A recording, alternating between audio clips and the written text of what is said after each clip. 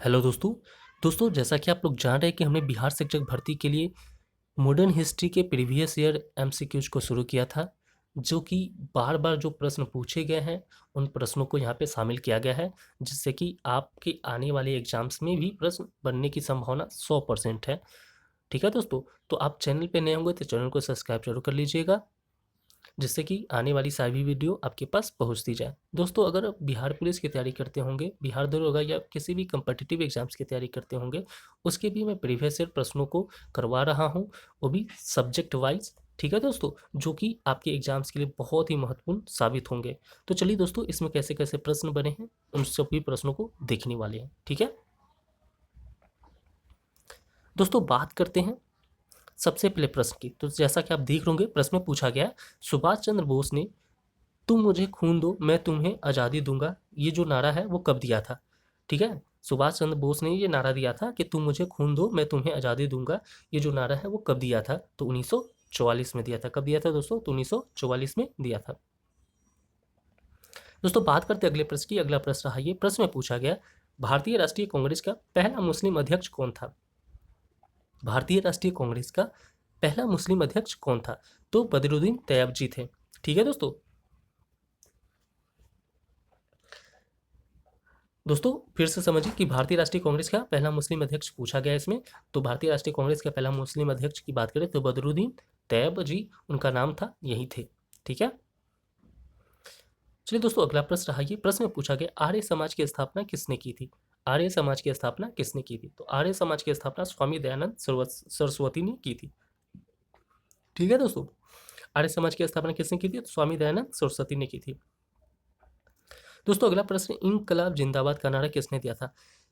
इंकलाब जिंदाबाद का नारा किसने दिया था? तो ये नारा किसने दिया था? तो भगत सिंह ने दिया था। ठीक है दोस्तों, अगला प्रश्न रहा ये, प्रश्न है, भारत में रेलवे की शुरुआत कब हुई थी? भारत में रेलवे की शुरुआत कब हुई थी? तो भारत में रेलवे की शुरुआत 1853 में हुई थी। कब हुई थी दोस्तों? तो 1853 में हुई थी। चलिए दोस्तों, बात करते हैं अगले प्रश्न की। अगला प्रश्न रहा ये, प्रश्न में पूछा गया, अंग्रेजों भारत छोड़ो आंदोलन कहाँ से शुरू किया था? अंग्रेजों भारत छोड़ो आंदोलन, ठीक है, अंग्रेजों भारत छोड़ो आंदोलन, ये जो आंदोलन था अंग्रेजों भारत छोड़ो, ये कहाँ से शुरू किया गया था? तो कहाँ से शुरू किया गया था? तो बॉम्बे से शुरू किया गया था। ठीक है दोस्तों, बॉम्बे यानी मुंबई से शुरू किया था। दोस्तों, अगला प्रश्न रहा ये, प्रश्न पूछा गया है, विभाजन के समय भारत के गवर्नर जनरल कौन थे? विभाजन के समय भारत के गवर्नर जनरल कौन थे? तो लॉर्ड माउंटबेटन थे। कौन थे? Lord Mountbatten. ठीक है दोस्तों, अगला प्रश्न रहा दोस्तों ये, प्रश्न पूछा गया है, खिलाफत आंदोलन किससे संबंधित था? खिलाफत आंदोलन किससे संबंधित था? तो खिलाफत आंदोलन तुर्की के खलीफा को बचाने के लिए संबंधित था। ठीक है, यानी कह सकते हैं तुर्की के खलीफा से संबंधित था। तो दोस्तों, बात करते हैं अगला प्रश्न। अगला प्रश्न रहा ये, प्रश्न में पूछा गया, सविनय अवज्ञा आंदोलन की शुरुआत कब हुई थी? सविनय अवज्ञा आंदोलन की शुरुआत कब हुई थी? तो ये कब हुई थी? बताइए। 1930 में हुई थी। कब हुई थी दोस्तों? तो 1930 में हुई थी। दोस्तों, अगला प्रश्न रहा ये, प्रश्न में पूछा गया है, न्यू इंडिया पत्रिका किसने शुरू की थी? न्यू इंडिया पत्रिका किसने शुरू की थी? तो न्यू इंडिया पत्रिका की बात करें तो एनी बेसेंट ने शुरू की थी। ये जो पत्रिका थी किसकी थी? तो एनी बेसेंट की थी और इन्हीं ने शुरू किया था। दोस्तों, अगला प्रश्न है, ये प्रश्न पूछा गया, 1857 की क्रांति का तत्काल कारण क्या था? जिसको हम तत्कालिक कारण भी बोल सकते हैं, यानी 1857 की क्रांति का तत्कालिक कारण पूछा गया, इसमें क्या था? तो चर्बी वाले कारतूस का जो उपयोग हो रहा था वही तत्कालिक कारण था 1857 की क्रांति का। दोस्तों, अगला प्रश्न रहा, ये प्रश्न पूछा गया है, भारतीय संविधान का गठन किस योजना के तहत हुआ था? भारतीय संविधान का गठन, भारतीय संविधान सभा का गठन किस योजना के तहत हुआ था? तो कैबिनेट मिशन योजना के तहत हुआ था। ठीक है दोस्तों, अगला प्रश्न रहा, ये प्रश्न पूछा गया, रंजीत सिंह की राजधानी कहाँ थी? रंजीत सिंह की राजधानी कहाँ थी? तो रंजीत सिंह की राजधानी की बात करें तो लाहौर थी। कहाँ थी? लाहौर।